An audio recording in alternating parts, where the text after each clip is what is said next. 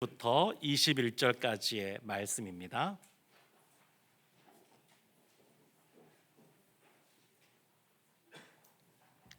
우리 성도님들이 생각하시는 것보다 우리 장로님들이 사실은 마음 쓰면서 하시는 일들이 진짜 많아요. 지금도 늘 기도해 주시겠지만 우리 장로님들을 위해서 특별히 더 기도해 주시기를 부탁을 드립니다. 창세기 15장 12절부터 21절까지의 말씀 한 절씩 교독하겠습니다.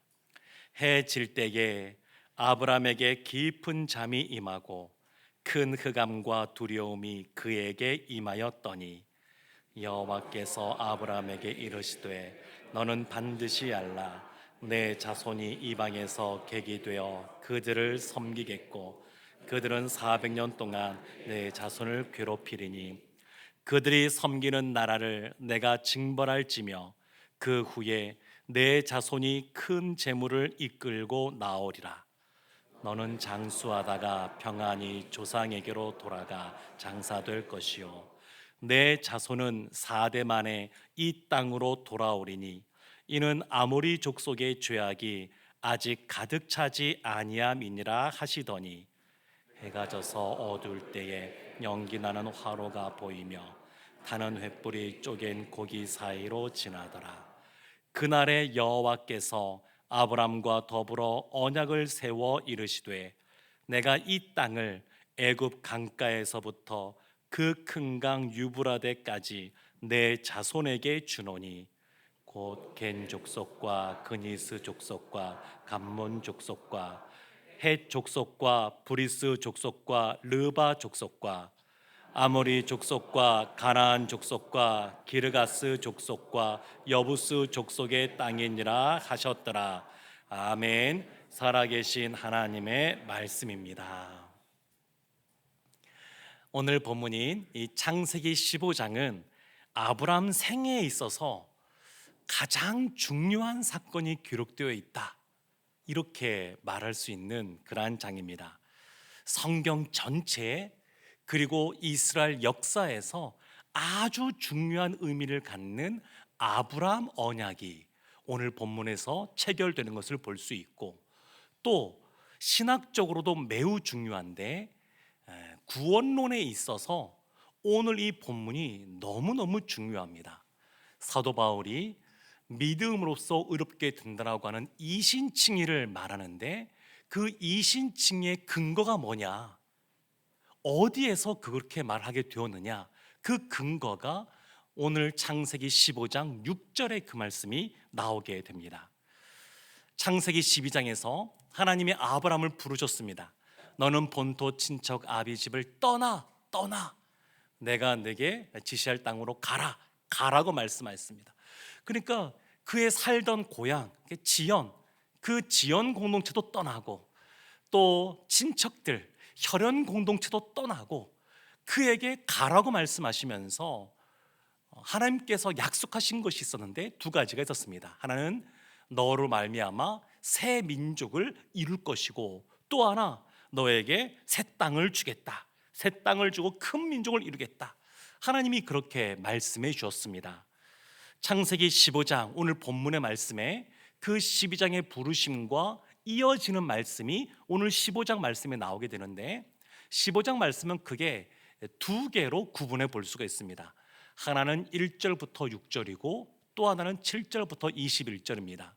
1절부터 6절까지는 하나님께서 약속하셨던 씨, 자손에 대한 하나님의 보다 확실하고 구체적인 그러한 내용이 나오게 되고, 7절부터 21절까지는 하나님의 약속하신 그 땅에 대해서 보다 구체적이고 확실한 하나님의 말씀과 그러한 그 증거가 확증이 이루어지는 그러한 내용입니다.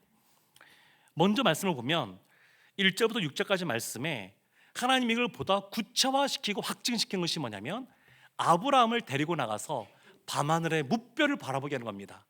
너 밤하늘의 무뼈를 세어봐라. 다 셀 수도 없지, 그만큼 너의 자손이 많아질 거야, 이 말씀하신 것이고, 그리고 땅에 대해서는 뭐라고 말씀하시냐면 그와 함께 재물을 반으로 쪼개고 그 사이를 하나님이 타는 횃불로서 지나가시면서 이 땅을 내가 확실하게 주겠다, 그렇게 확증하시는 내용이 오늘 본문에 나옵니다. 이와 같이 두 개의 단락, 자손에 대해서, 씨에 대해서, 또 땅, 터에 대해서 하나님이 보다 구체적으로 말씀하신 이 두 단락을 보게 되면 또 다른 공통점이 있는데, 그것이 뭐냐면 그 시작하는 1절과 7절에서 하나님이 어떤 분이신가에 대해서 말하고 있다는 겁니다. 하나님이 어떤 분이신지 선언하면서 이 두 단락이 다 시작이 됩니다. 1절 말씀에는 이런 말씀이 있습니다. 나는 내 방패요 너의 지극히 큰 상급이라, 이런 말씀이 나오게 되고요. 그러니까 여기서 방패라고 말하는데 성경에서 방패 되신다는 표현이 처음 등장합니다. 아무래도 창세기 앞부분이니까 성경에서 처음 등장하는 것들이 많이 있는데, 방패라는 그런 표현이 여기서 처음 등장합니다. 하나님이 아브라함에게 내가 너의 방패야 말씀하시고, 또 하나는 너의 지극히 큰 상급이라, 내가 너의 상급이야 말씀하십니다. 우리에게 상급이 있는데 우리가 받아 누리는 가장 큰 상급은 뭐냐면 하나님 그분이십니다. 하나님 그분이 그 어떤 것으로도 비교할 수 없을 만큼 우리의 가장 지극히 큰 상급 되십니다. 그리고 7절 말씀에 보면 나는 너를 이끌어낸 여호와라, 이렇게 말씀하십니다. 이끌어낸. 그러니까 하나님은 어떤 분이시냐? 우리의 방패가 되시고 우리의 지극히 큰 상급이 되시고 우리를 인도하시는 하나님이다, 이것을 먼저 이야기하면서 그 다음 내용들이 나오게 됩니다. 또 이 두 단락의 공통점이 또 하나 있습니다. 그것은 뭐냐면 여기에 대화가 나온다는 겁니다. 다이얼로그, 대화가 나옵니다. 하나님이 12장, 13장 계속해서 내용을 보게 되면 아브라함에게 말씀하시는데 일방적인 대화예요. 모놀로그입니다. 모놀로그. 근데 지금 이 15장은 다이얼로그예요. 대화예요, 대화. 그래서 하나님의 말씀과 아브라함의 그런 말이 번갈아 가면서 나오게 됩니다. 그런데 주의해서 볼 건 뭐냐면 첫 번째 단락에서는 아브라함의 말이 2절과 3절 나오고 두 번째 단락에서는 8절에 나와요. 근데 하나님의 말씀은 어디에 나오느냐? 하나님의 말씀은 1절, 4절과 5절, 7절, 9절, 13절에서 16절, 18절에서 21절, 굉장히 많이 나와요. 아브라함이 말하는 부분도 나오지만 하나님의 말씀하시는 분이 훨씬 길게 나옵니다. 그래서 우리가 성경을 볼 때 이와 같은 분량을 가지고도 우리가 깨닫게 되는 것이 있습니다. 지금 하나님과 아브라함의 대화에서 대화의 주도권이 누구에게 있느냐? 하나님께 있는 겁니다. 하나님이 어떤 분이신지에 대한 선언으로 시작이 되고 대화의 분량 자체가 하나님이 훨씬 많이 지금 말씀하고 계십니다. 그래서 대화의 주도권이 하나님께 있습니다. 뿐만 아니라 이어지는 언약을 체결함에 있어서도 언약 체결의 그 주체가 누구냐? 주도권이 누구에게 있느냐? 하나님께 있다는 것을 본문이 우리에게 알려주고 있습니다. 하나님이 아브라함을 높여주어서 계약의 상대방으로 세워주시는 것이지, 사실 이 언약이라고 하는 것도 하나님의 그러한 주권하에서 이루어지는 것을 볼 수가 있습니다. 이제 본문으로 들어가서 우리 1절 말씀 우리 한번 보겠습니다. 우리 1절 말씀 함께 합독하겠습니다. 이후에 여호와의 말씀이 환상 중에 아브라함에게 임하여 이르시되 아브라함아 두려워하지 말라, 나는 내 방패요 너의 지극히 큰 상급이니라. 아멘. 이후에 그러니까 어떤 사건이 있고 그 다음이란 거죠. 창세기 14장 우리가 어제 보았던 말씀에 어떤 내용이 있었냐면 아브라함의 조카 롯이 살고 있던 소돔을 중심으로 한 그 사해 지역에 동방에 있었던 그 엘람 왕 그돌라오멜의 중심이 된 4개국 연합국이 쳐들어와서 조카 롯이 사로잡혀가고 재물도 빼앗기는 사건이 나왔습니다. 이 이야기를 듣고 아브라함이 자신이 기르고 훈련한 318명을 데리고 쫓아가서 전쟁을 벌였는데 놀랍게도 기적적으로 그 전쟁에서 승리를 경험하게 됩니다. 승리를 경험했어요. 그 이후입니다. 놀라운 승리를 경험했고 소돔 왕과 살렘 왕 멜기세덱이 영접한 그 이후에 아주 아브라함이 으스케일 수 있는 그러한 때, 그 이후입니다. 그 이후에 여호와의 말씀이 아브라함에게 임하여 말씀하십니다. 여호와의 말씀이 임하여, 이런 표현은 선지자들에게 주어지던 전형적인 표현들입니다. 창세기 20장 7절 말씀에도 보게 되면 하나님이 아브라함을 선지자 이렇게 말합니다. 하나님이 아브라함을 선지자로서 대하고 계십니다. 그래서 그에게 말씀을 주시는 거예요. 그러면서 이렇게 시작하죠. 아브라함아, 이름을 부르십니다. 아브라함아. 참 이 하나님의 이름을 부르시는 그 장면들 볼 때마다 참 감동이 있습니다. 아브라함아 부르시는 그 하나님이 우리의 이름, 나의 이름도 알고 계십니다. 그리고 나의 이름도 불러주시는 분이십니다. 한번 각자 불러보실래요? 하나님이 이렇게 불러주세요. 하나님이 우리를 아시고 우리 이름을 아시고 불러주세요. 이게 참 얼마나 놀라운 건지 모릅니다. 천지를 창조하신 그 하나님, 세상의 역사를 주관하시는 그 하나님이 나를 알고 계세요. 그리고 그 이름을 불러주십니다. 그러면서 하시는 말씀이 뭐냐면 두려워하지 말라. 좀 의아할 수 있는데 여기서 하나님이 두려워하지 말라 이 말씀을 하십니다. 지금 이 성경에 보면 두려워하지 말라는 표현이 많이 나오지 않습니까? 떠올려지는 것도 수십 가지 아니겠습니까? 그런데 성경에 나오는 최초의 두려워하지 말라라는 말씀이 여기에 등장합니다. 두려워하지 말라. 근데 지금 아브라함은 어떤 상태였습니까? 어떤 일을 겪었습니까? 지금 전쟁에서 승리한 상태입니다. 아주 놀라운 그러한 은혜를 경험했습니다. 창세기 14장에서 아브라함은 어떠한 사람이냐? 두려움을 모르는 사람 같습니다. 두려움 없이 그 4개 연합국, 사해에 있었던 그 5개 나라를 무너뜨린 그 4개 연합국을 겁도 없이 달려가서 전쟁을 벌였던 두려움을 모르는, 두려움이 없는 그런 아브라함이었습니다. 그런데 15장 딱 넘어오니까 그 아브라함이 두려워하는 겁니다. 두려운 거예요. 그래서 하나님이 찾아오셔서 두려워하지 말라 이렇게 말씀하고 있는 겁니다. 그러면 왜 두려울까요? 아브라함이 14장과 연관시켜서 보게 되면 첫 번째 두려운 이유는 이 동방 4개국의 포복이 두려운 겁니다. 이기긴 했지만 아브라함이 갖고 있는 그 밑에 있는 318명밖에 없는데 이 인원과 그 5개 나라, 4개 나라가 연합해서 쳐들어오게 되면 감당할 수 있을까?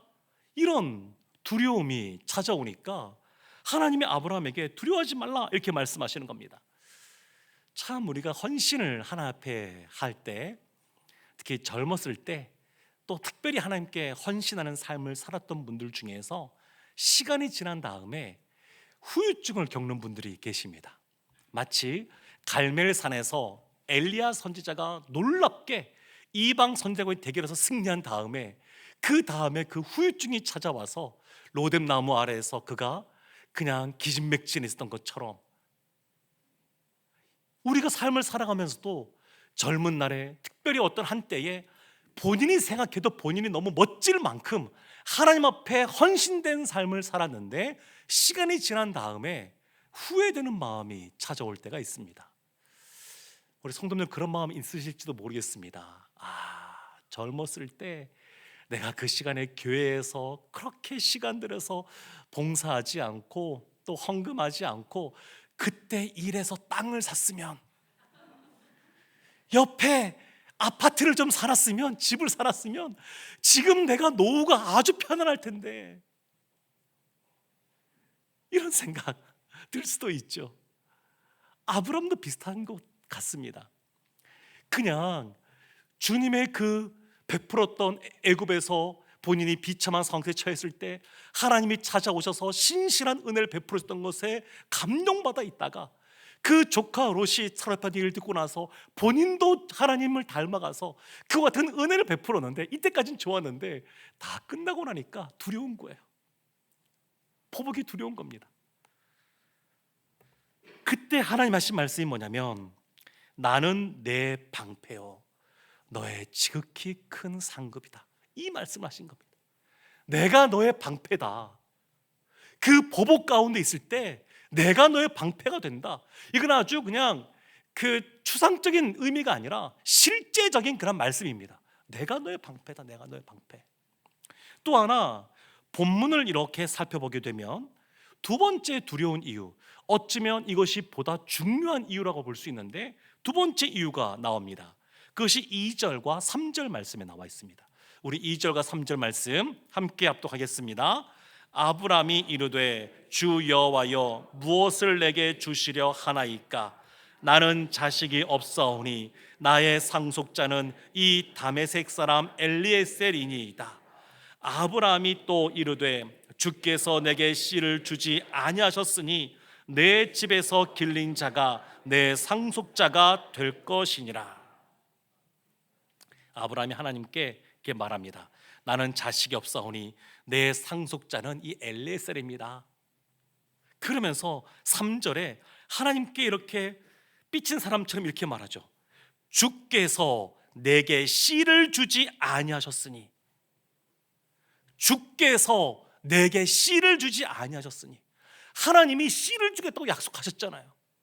그런데 이때까지 벌써 시간이 꽤 지났습니다. 뒤에 이제 16장 가게 되면 이제 하갈 이야기 나오게 되고 이스마엘이 태어나는 얘기 나오는데, 그때가 아브람 나이가 85세니까 창세기 12장에서 하나님께 부름받았을 때가 75세. 그리고 그 이전에 갈대아 우르에 있을 때 먼저 하나님의 음성을 들었으니까, 부름을 받았으니까 그때로 하면 거의 10년 지났을 겁니다.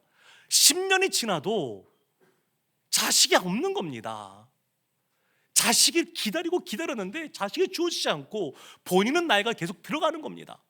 그러니까 아브람 가운데 조바심이 생긴 것이죠. 조바심이.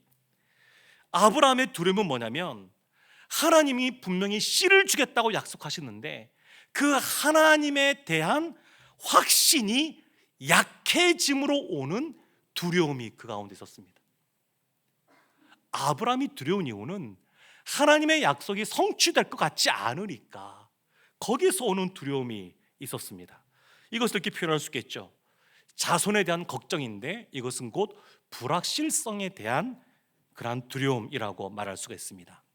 크리스천 심리학자 중에서 이렇게 말씀하시는 분들이 계세요. 그분들은 두려움을 두 가지로 분류하는데, 하나는 불확실성에서 오는 두려움이고 또 하나는 하나님에 대한 두려움이 있습니다. 하나님에 대한 두려움. 일반적으로 두려움의 대상이라 그러면 어떤 게 우리의 두려움의 대상이 될까요? 어떤 것이 변화될 때 두려움이 찾아오게 됩니다. 무엇인가를 상실하게 될 때, 실패에 대한, 또 장래에 대한, 또 질병에 대해서, 죽음에 대해서, 어떤 사고에 대해서 우리 가운데 두려움이 있습니다. 또 심지어 사람에 대해서도 있습니다. 연예인들 보면 사람들 앞에 서는 사람들 아니겠습니까? 근데 역설적이게도 연예인들은 사람 만나는 것을 두려워합니다. 아주 역설적이죠. 그러니까 이 모든 두려움의 배후가 뭐냐면, 한마디로 말하면 불확실성이라고 말했습니다. 불확실성. 이런 일이 벌어질 수도 있다라고 하는 그런 불확실성이 그들 가운데 두려움을 주게 됩니다. 이건 이렇게 표현할 수 있습니다. 왜 불확실한 것이 두려움이 될까? 믿음이 없기 때문에 두려운 겁니다. 믿음이 없으니까 두려운 겁니다. 그래서 부정적인 두려움을 이길 수 있는 긍정적인 두려움이 있는데, 그것이 하나님을 두려워하는 겁니다. 하나님을 경외하는 겁니다. 하나님을 두려워할 때 다른 모든 것을 두려워하지 않을 수가 있습니다. 하나님을 두려워하지 않으면 어떻게 될까요? 다른 것들이 두려워집니다. 사랑하는 성도 여러분, 우리는 예수 그리스도 아래서 담대하게 살아갈 수 있는 주님의 자녀, 주님의 용사인 줄로 믿습니다. 그리스도 안에서 담대하다는 것은 뭐냐면 하나님을 두려워하는 사람이다, 그런 뜻입니다. 하나님만 두려워하는 사람은 세상이 감당하지 못합니다. 스코틀랜드의 종교 개혁가였던 존 낙스라고 하는 분이 있습니다. 그 존 낙스가 쓴 그의 그 묘비명이 있는데 그것이 참 아주 인상적입니다. 뭐라고 묘비에 써지냐면, 오직 하나님만 두려워하는 자가 여기 잠들다, 그렇게 써져 있습니다. 오직 하나님만 두려워하는 자가 여기 잠들다. 사랑하는 성도 여러분, 우리 가운데 두려움이 있습니다. 그 두려움의 근원은 결국 찾아가 보게 되면 욕망이라고 말할 수 있습니다. 욕망. 그러니까 무엇인가 높아지고자 하는 욕망이 우리 가운데 있으면 낮아지는 것에 대한 두려움이 우리 가운데 생깁니다. 부자가 되고자 하는 욕망이 있으면 어떻게 될까요? 가난해지는 것에 대한 근심과 걱정과 염려가 생깁니다. 강해지고자 하는 욕망이 있는 사람은 약해지는 것에 대한 그러한 두려움이 있습니다. 다른 사람에게 칭찬받고자 하는 그러한 마음이 강할 때는 다른 사람에게 비난받는 것에 대한 두려움이 있습니다. 잘하고자 하는 욕망이 강하면 강할수록 실수하는 것에 대한 두려움이 있습니다. 그래서 두려움으로부터 자유로워지지 못하게 하는 이유가 바로 이 욕망 때문입니다. 욕망. 사랑하는 성도 여러분, 그럼 어떻게 욕망에서 벗어날 수 있을까요? 욕망에 사로잡히는 것이 아니라 하나님께 사로잡히는 겁니다. 하나님을 바라보는 겁니다. 그러면 하나님을 경외하게, 하나님을 두려워하게 됩니다. 하나님이 이와 같이 하나님을 향하여 자손에 대한 불안함이 있는 아브라함에게 4절과 5절에서 이와 같이 말씀하십니다. 우리 4절과 5절 말씀 함께 합독하겠습니다. 여호와의 말씀이 그에게 임하여 이르시되 그 사람이 내 상속자가 아니라 내 몸에서 날 자가 내 상속자가 되리라 하시고 그를 이끌고 밖으로 나가 이르시되 하늘을 우러러 무뼈를 셀 수 있나 보라. 또 그에게 이르시되 내 자손이 이와 같으리라. 아멘. 하나님이 보다 분명하게 말씀하십니다. 내 몸에서 날짜가 내 상속자가 되리라. 이런 거 보면 꼭 그게 좋은 건 아닌데 아브라함처럼 하나님 앞에 그냥 우리 마음속에 꽁 하고 있지 말고 그런 것 있으면 좀 이야기할 필요가 있는 것 같습니다.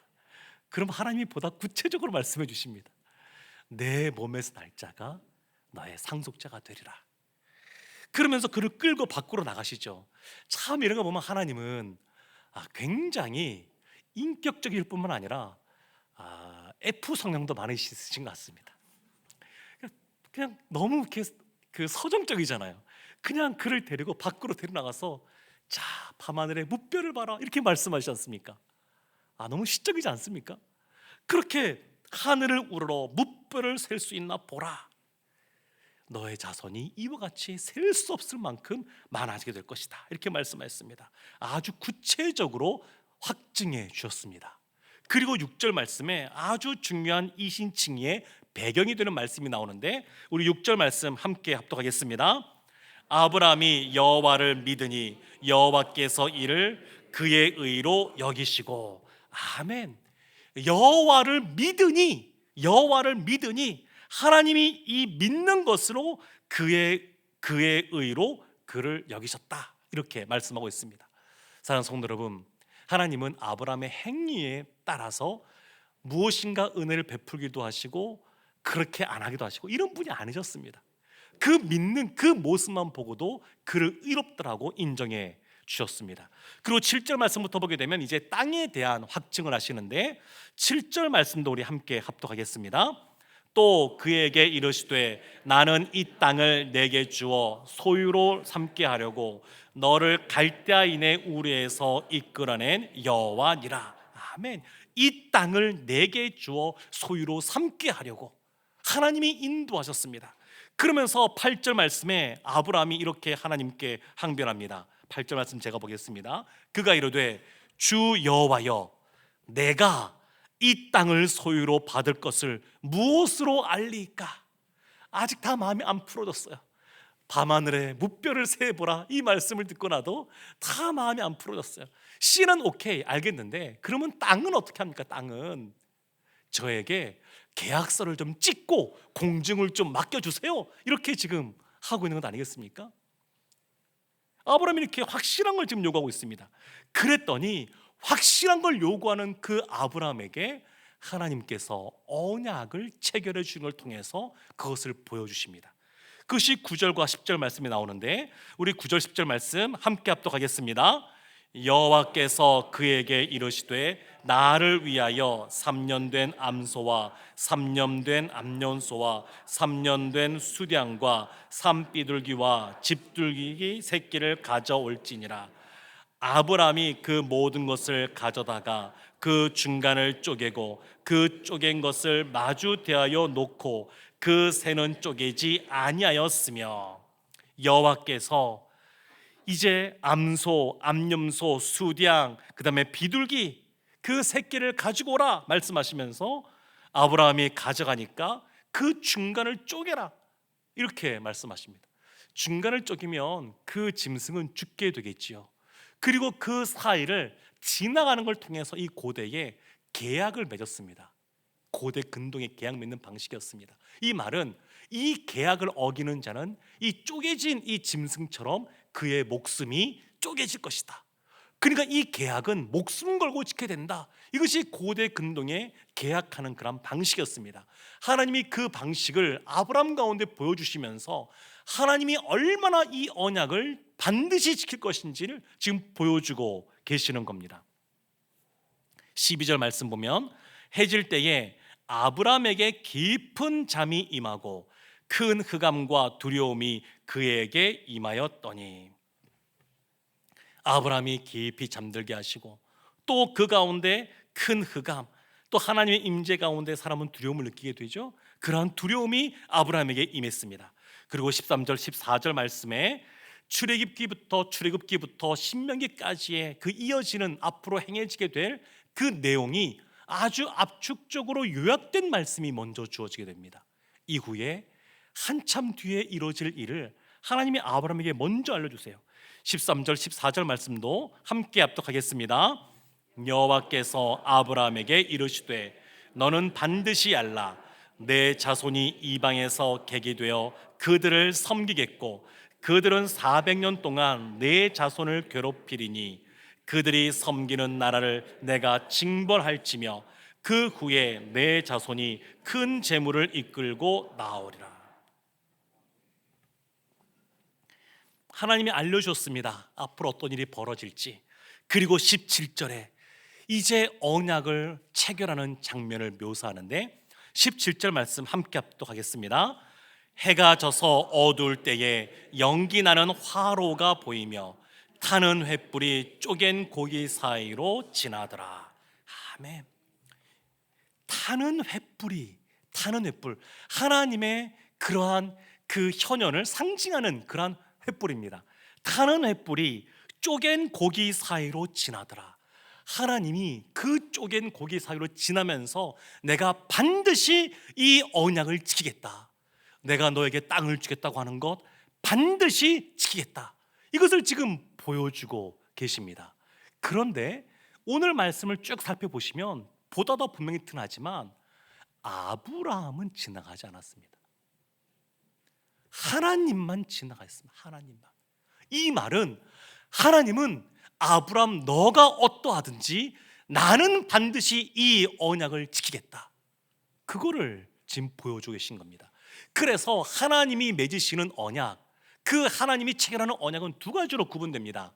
지금 아브라함 언약은 무조건적 언약이라고 말합니다. 무조건적 언약. 나중에 모세가 시내산에서 언약을 체결하게 되죠.